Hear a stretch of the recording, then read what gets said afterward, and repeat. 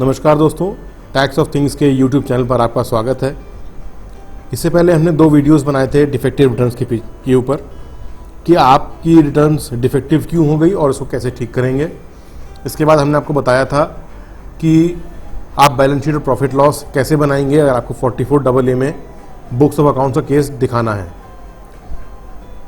कल हमारे एक सब्सक्राइबर ने, वेस्ट बंगाल के सब्सक्राइबर हैं अलीम जी, कल उन्होंने हमको फ़ोन पर बताया कि उनकी कुछ रिटर्न्स में प्रॉब्लम है, उनको भी डिफेक्टिव की नोटिस आई थी और उन्होंने रिक्वेस्ट करी कि उनका केस लेकर के मैं आप सब मेरे सब्सक्राइबर्स को ये बताऊं कि हम बैलेंस शीट कैसे बनाएंगे। इनफैक्ट मैंने बैलेंस शीट आपके सामने देखिए ड्रॉ कर रखी है, उन्हीं का डेटा है ये। तो बैलेंस शीट मैंने ड्रॉ कर रखी है, P&L मैंने ड्रॉ कर रखा है। उनकी क्वेरी ये थी कि हम ITR 3 में इसको कैसे डालें। ITR 3 मेरे सामने देखिए ये खुला हुआ है, ये आपका ITR 3 है। तो मैं आपको बताने वाला हूँ कि आप प्रॉफिट लॉस और बैलेंस शीट ITR 3 में कैसे डालेंगे।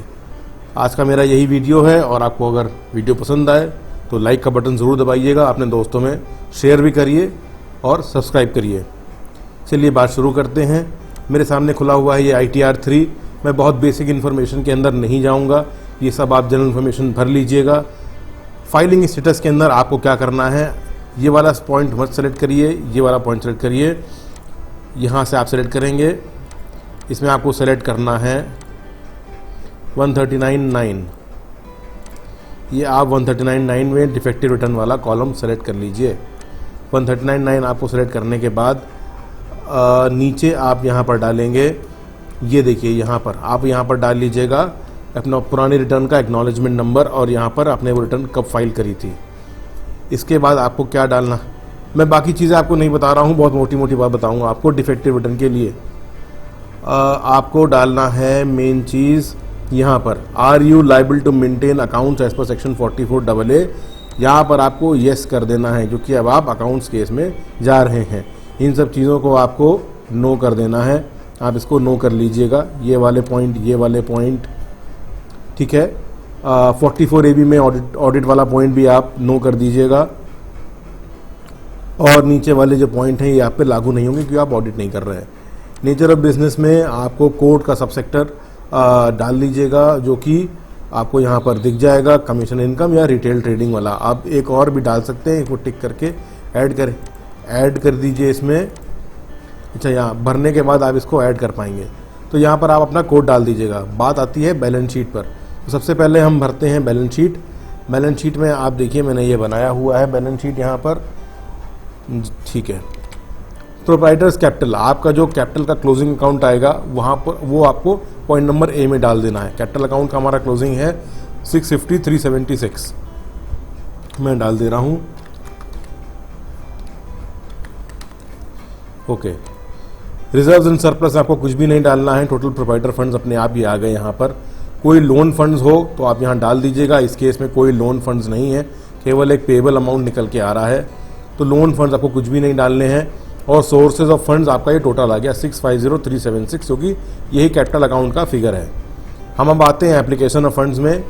ये सोर्सेज ऑफ फंड्स का मतलब लायबिलिटीज़ है और एप्लीकेशन ऑफ फंड्स का मतलब एसेट्स है। फिक्स एसेट्स, ग्रॉस ब्लॉक का मतलब कि आपकी जो ओपनिंग वैल्यू आ रही है फिक्स एसेट्स की वो डालिएगा। यहाँ पर ओपनिंग वैल्यू देखिए, फर्नीचर की ये है, इन्वर्टर की ये है। मैं यहाँ पर सबको ऐड कर रहा हूँ। कंट्रोल दबा करके मैंने माउस से इसको ऐड किया और तीनों का टोटल आ गया 2,83,800। तो मैं यहाँ पर इसको डाल दूंगा 283,800 करेक्ट। इसके नीचे हमें डालना है डेप्रीसिएशन इसके ऊपर लगता है, रेट वाइज लगता है। ये देखिए यहाँ पर पॉइंट, ये 10% है, ये 15% है, ये 15%, ये 40% है और ये भी 15% है। डेप्रीसिएशन का टोटल यहाँ पर जा रहा है, आप देख सकते हैं। ये देखिए चारों फॉर्मूले लगे हुए हैं और टोटल यहाँ पर आ रहा है 42,395। आप यहाँ पर डालेंगे 42,395, आपकी वैल्यू अपने आप एडजस्ट होकर के आ जाएगी 241,405। आप चेक करना चाहें तो यहाँ पर चेक कर सकते हैं 241,405। ओके, इसके नीचे आपके पास अगर कोई इन्वेस्टमेंट है तो यहाँ पर डाल दीजिएगा। गवर्नमेंट रन सिक्योरिटीज़ कोटेड का मतलब कि शेयर्स वगैरह हो गए या फिर डिबेंचर्स वगैरह हो गए। उसके बाद आपको डालना है करंट असेट्स। करंट असेट्स के अंदर इन्वेंट्री के अंदर 3 पॉइंट दिया हुआ है, stores, consumables raw material, stock in process या फिर फिनिश्ड गुड्स। जनरली हम क्या करते हैं, फिनिश्ड गुड्स या ट्रेडेड गुड्स में डाल देते हैं। तो यहाँ पर आप अपना क्लोजिंग स्टॉक डाल दीजिए। ये रहा closing stock, stock in trade 1,35,200। ये देखिए संडी डेटर्स आपके यहाँ पर थे, मैं यहाँ डाल रहा हूँ। संडी डेटर्स हैं 26,300 रुपये के। ठीक है, इसके बाद आ गया पॉइंट कैश इन हैंड का। आपका कैश इन हैंड है 75,000 रुपीज़ का। ये उनका एक्चुअल डेटा है, इसलिए मैंने इसमें बहुत ज़्यादा छेड़खानी नहीं करी है।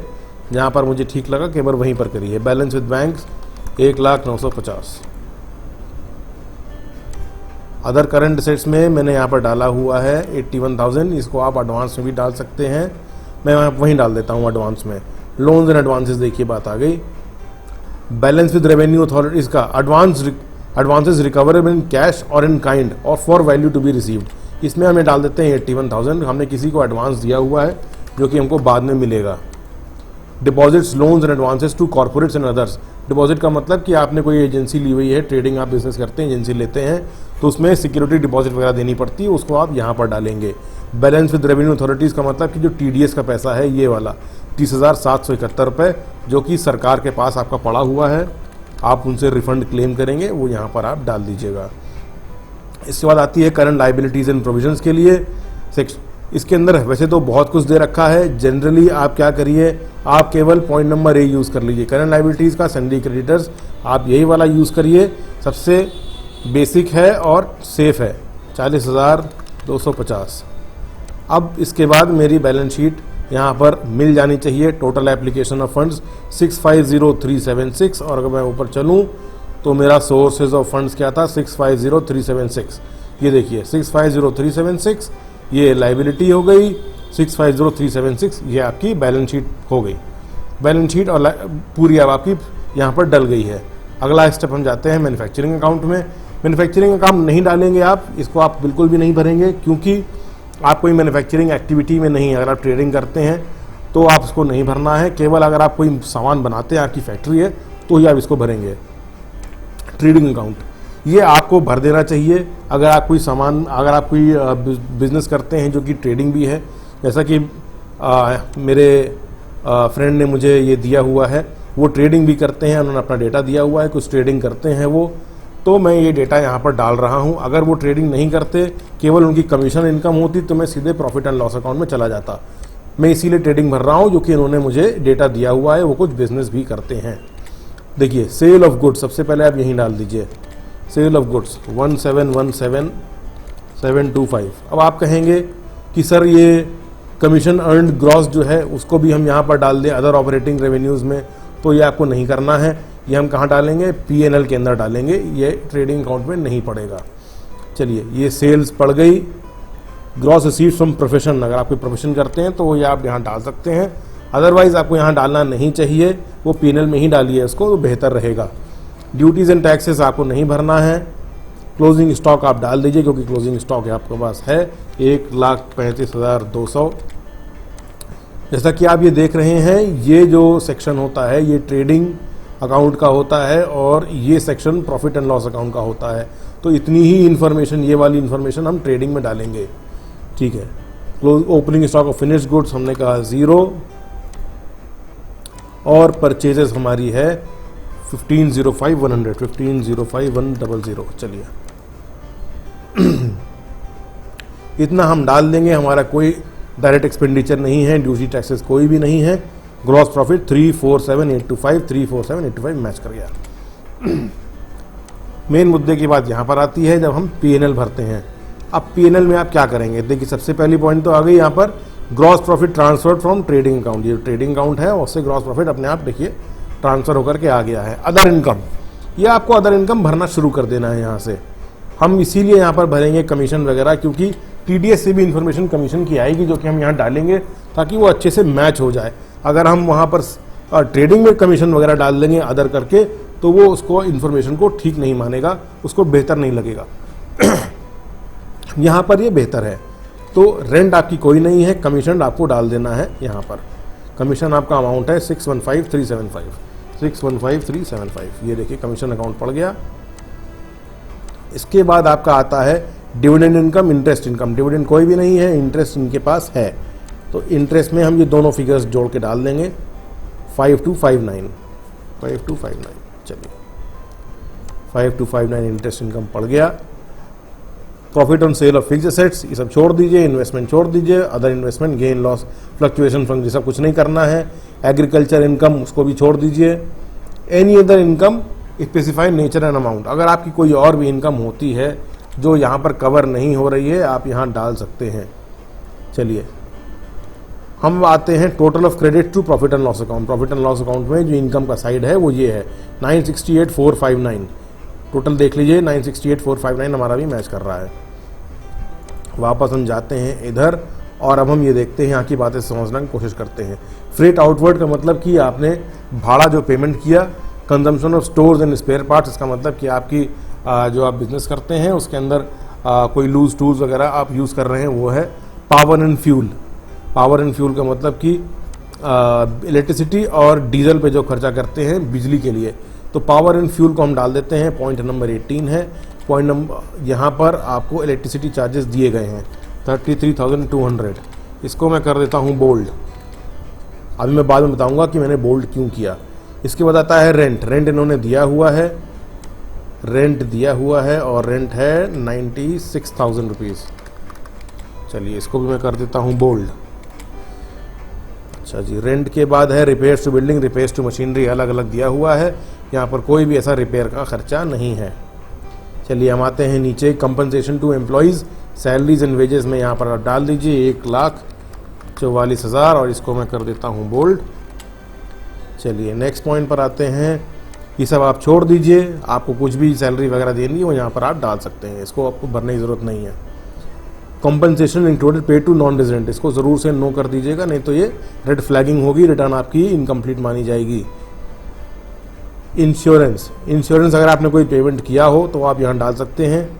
इंश्योरेंस अपना नहीं डालना है आपको, बिजनेस के लिए जो आप यूज़ करते हैं वो मेडिकल इंश्योरेंस, वो लाइफ इंश्योरेंस जो बिजनेस के लिए आप कर रहे हैं। अगर आपने अपनी कोई सेल्फ पॉलिसी करा रखी है तो उसको यहाँ मत डालिएगा, वो खर्चे में नहीं आती। चलिए अगला आते हैं, वर्कमैन एंड स्टाफ वेलफेयर खर्चा है वो डालना है, एंटरटेनमेंट डालनी है, हॉस्पिटैलिटी, कॉन्फ्रेंस। अब कॉन्फ्रेंस है, अगर आप कमीशन वाला काम करते हैं तो आप ज़रूर से कहीं मीटिंग करते होंगे, कॉन्फ्रेंस करते होंगे। मैंने खर्चा यहाँ डाला हुआ है, ये देखिए 33,182 मैंने किया बोल्ड और यहाँ पर मैंने लिख दिया 33,182। चलिए नेक्स्ट पॉइंट आता है sales promotion including publicity other than advertisement. Sales promotion और एडवर्टीजमेंट में मैंने आपको फ़र्क पिछली बार बताया था। एडवर्टीजमेंट डायरेक्ट होता है, सेल्स प्रमोशन का मतलब इनडायरेक्ट। आपने पोस्टर बैनर छपवाया, एडवर्टीजमेंट में जाएगा। आप किसी अपनी पार्टी को, अपने क्लाइंट को आप लंच पे, डिनर पे लेकर के गए, उनको गिफ्ट दिया, वो सेल्स प्रमोशन में आएगा। फिलहाल इन्होंने मुझे मेरे फ्रेंड ने एडवर्टीजमेंट मुझे बताया हुआ है कि मैं एडवर्टीजमेंट मैंने कुछ खर्चा किया है, तो यहाँ पर है 17,500 रुपये मैंने बोल्ड कर दिया, 17,500। चलिए नेक्स्ट आते हैं कमीशन। अगर आपने कोई कमीशन पेमेंट किया हो तो उसकी इन्फॉर्मेशन आप यहाँ डाल देंगे। रॉयल्टी पेमेंट किया हो, प्रोफेशनल कंसल्टेंसी फीस आप डाल देंगे यहाँ पर भी। प्रोफेशनल फीस चलिए फॉर टेक्निकल सर्विसेज के लिए है, consultancy fees for technical services. कोई आप टेक्निकल चीज़ करते हैं तो ही डालिएगा, इसको मैं इंक्लूड नहीं कर रहा हूँ ये प्रोफेशनल चार्जेस को। मैं समझता हूँ कि आप जिस भी पर्सन से अपनी ITR वगैरह फाइल कराते होंगे ये उसकी फ़ीस है, मैं इसको यहाँ पर नहीं डाल रहा हूँ क्योंकि टेक्निकल सर्विसेज के लिए है। चलिए होटल, बोर्डिंग एंड लॉजिंग आपको डाल देना है। Travelling expenses other than foreign travelling, फिर फॉरेन ट्रैवलिंग, फिर कन्वेंस। अब इन दोनों में क्या फ़र्क है, ट्रैवलिंग और कन्वेंस में क्या फ़र्क है? ट्रैवलिंग का मतलब ट्रेन का किराया या एरोप्लेन का किराया, वो ट्रैवलिंग खर्चे हो गए। कन्वेंस का मतलब लोकल खर्चा, लोकल जो ट्रैवलिंग आप करते हैं मोटरसाइकिल में जो पेट्रोल पड़वाते हैं वहाँ पर। तो मुझे ये हेड ज़्यादा सूटेबल लगता है, इसलिए मैं कन्वेंस में डालूंगा। मेरे पास है लोकल कन्वेंस 39,700। चलिए उसके बाद आता है अपना टेलीफोन का खर्चा, टेलीफोन और इंटरनेट, तो वो भी मैं यहाँ पर डाल देता हूँ। टेलीफोन और इंटरनेट आपका आता है, ये रहा, इसको मैंने किया बोल्ड और नीचे वाले को भी किया बोल्ड, 4,600 रुपीज़। चलिए नेक्स्ट आपका आता है गेस्ट हाउस एक्सपेंडिचर नहीं डालने हैं। क्लब, फेस्टिवल, फेस्टिवल यहाँ पर मुझे दिए हुए हैं आपने, और फेस्टिवल का पॉइंट है 40, ये रहा 40। फेस्टिवल पर आप डाल दीजिए 9,600 रुपीज़। चलिए जी, मैंने डाल दिया है फेस्टिवल भी। बोरिंग आपको शायद लग रही हो मेरी वीडियो, मगर इन्फॉर्मेटिव है ज़रूर है, इसको आप ज़रूर आखिरी तक देखिए। स्कॉलरशिप, गिफ्ट, डोनेशन इसको छोड़ दीजिए, रेंट को छोड़ दीजिए, ऑडिट फी अगर आपने कोई दिया हुआ हो, वैसे तो है नहीं। अदर एक्सपेंडिचर में आप केवल अदर डाल दीजिए। आप ज़्यादा कुछ और डालेंगे तो वो गड़बड़ हो जाएगा, आप केवल अदर लिख दीजिए। और अदर में आप कौन सा अमाउंट भरेंगे मैं आपको बता रहा हूँ। आपके ऑफिस के खर्चे बचे, प्रिंटिंग एंड स्टेशनरी बचा, मैं टोटल कर रहा हूँ नीचे यहाँ पर देखिए, और आपका बचा ये वाला 49 प्रोफेशनल चार्जेस 49,580। डेप्रिसिएशन मैंने इसलिए नहीं डाला हुआ है क्योंकि उसके लिए अलग से सेपरेट लाइन आती है। चलिए 49,580 मैंने यहाँ डाल दिया। अदर में 49,580, चलिए 49,580। उसके बाद आप नीचे आ गए। ये सब आपको नहीं डालने हैं, ये सब अपने आप निकल करके आएगा। डेप्रिसिएशन का 52 नंबर का कॉलम है। चलिए डेप्रिसिएशन 52 नंबर ये रहा 42,395 चलिए। उसके बाद हमारा प्रॉफिट एडजस्ट हो गया, देखिए 498,702 नेट प्रॉफिट, 498,702 नेट प्रॉफिट, ये हमारा नेट प्रॉफिट बनकर के आ गया है। तो ये बैलेंस शीट और प्रॉफिट एंड लॉस है। आपको उसके बाद डालनी है एक चीज़ और, अदर सोर्स आपको नहीं भरना है, जो कि आपने इंटरेस्ट वगैरह वाली सारी इनकम अपनी बैलेंस प्रॉफिट एंड लॉस में डाल दिया है। अब ज़रूरत नहीं है आपको अब डालना है शेड्यूल, जो इम्पॉर्टेंट है। अगर आपकी हाउस प्रॉपर्टी की इनकम है तो आपको शेड्यूल एचपी में डालना है। अगर आपकी अदर सोर्स की है, कोई और इनकम है, तो वहाँ डाल सकते हैं आप। कैपिटल गेन तो अलग डाल सकते हैं। मुझे आपको दिखाना था शेड्यूल डीपीएम, ये क्या होता है? ये डेप्रिसिएशन का शेड्यूल है, क्योंकि हम यहाँ डेप्रिसिएशन क्लेम कर रहे हैं, इसलिए ये डेप्रिसिएशन का शेड्यूल है। इसको भी हम भरेंगे, नहीं तो हमारी आईटीआर में दिक्कत आ जाएगी। केवल बैलेंस शीट और प्रॉफिट लॉस ही नहीं, ये डीपीएम भी भरना होता है। प्लांट एंड मशीनरी देखिए, प्लांट एंड मशीनरी किसको कहते हैं? जो हमारे इन्वर्टर, कंप्यूटर हो गया, मोबाइल हैंडसेट हो गया, इसको प्लांट एंड मशीनरी कहते हैं हम लोग, क्योंकि ये ब्लॉक ऑफ असेट्स का कंसेप्ट रहता है। अब आप 15% में इसको डालेंगे। इन्वर्टर 15% पर है, और ये 64,300, ये देखिए 64,300, और 40% में आता है कंप्यूटर्स, तो आप कंप्यूटर्स को भी डाल दीजिए। कंप्यूटर 36,000 रुपीज़ का है। ऑटोमेटिकली देखिए इसने डेप्रिसिएशन यहाँ पर चार्ज कर दिया हुआ है 9,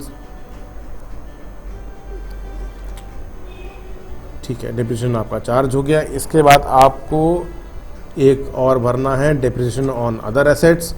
यहाँ पर आ गया फर्नीचर एंड फिटिंग्स, ये वाला 183,500।